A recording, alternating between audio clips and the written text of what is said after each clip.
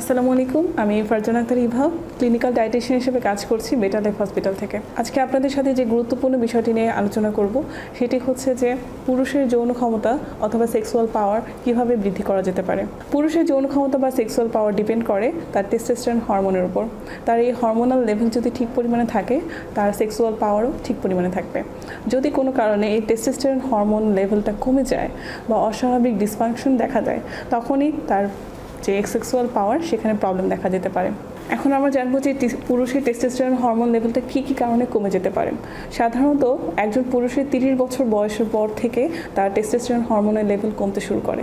এছাড়া তার বিভিন্ন স্ট্রেস, বিভিন্ন ব্যাড হ্যাবিট, প্রপার ফুড ম্যানেজমেন্টের প্রবলেম, তার লাইফস্টাইলের প্রবলেম, এই সব জিনিস বা এই সব বিষয়গুলো তার এই টেস্টোস্টেরন হরমোনের উপর ব্যাপক প্রভাব বিস্তার করে। একজন পুরুষ মানুষের যত বেশি স্ট্রেসে থাকবে, তার টেস্টোস্টেরন হরমোনের লেভেলটা তত কমতে থাকবে। তার যদি প্রপার ফুড ম্যানেজমেন্ট না থাকে, তার কিন্তু টেস্টোস্টেরন হরমোন লেভেলটা কমে যাবে।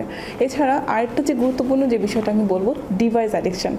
একজন পুরুষ মানুষ সারাদিন সে ডিভাইসে অ্যাডিক্টেড থাকে। অ্যাডিক্টেড না, তার বিভিন্ন কাজের কারণেই তাকে ডিভাইসে ইনভলভ থাকতে হয়।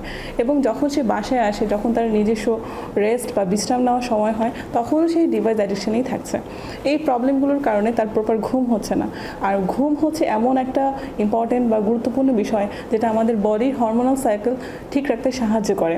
যখনই দেখবেন যে আপনার টেস্টোস্টেরন হরমোনের লেভেলটা কমে যাচ্ছে, তখন আপনি কিভাবে বুঝবেন? আপনার ভেতর থেকে আপনার দুর্বল লাগা শুরু করবে, অবসাদ লাগা শুরু করবে, আপনার মেজাজ খিটখিটে হয়ে থাকবে, চুল পড়া প্রবলেম হবে, ইত্যাদি আরও নানান ধরনের প্রবলেম দেখা দেবে।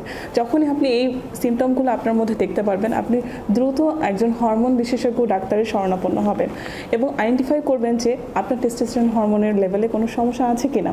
যদি থাকে, তাহলে অবশ্যই আপনাকে প্রপার মেডিকেশন নিতে হবে, আপনার লাইফস্টাইলে চেঞ্জ করতে হবে, আপনাকে ডিভাইস অ্যাডিকশন থেকে দূরে থাকতে হবে।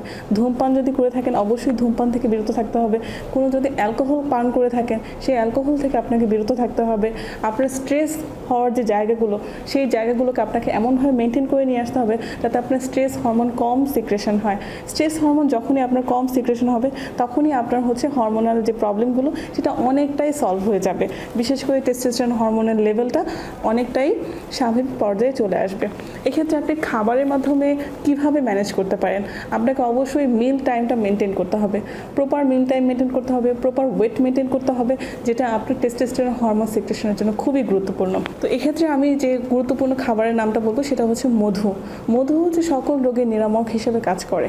মধুর সঙ্গে আপনি যদি আদা কুচিটা সঙ্গে করে খেতে পারেন, তাহলে এটা আপনার বডির জন্য খুবই ভালো কাজ করবে। কারণ মধু এবং আদা দুটোর মধ্যে আমরা এমন কিছু মিনারেলস পাচ্ছি যে মিনারেলসগুলো আপনার টেস্টোস্টেরন হরমোন লেভেল সঠিক রাখতে সাহায্য করবে।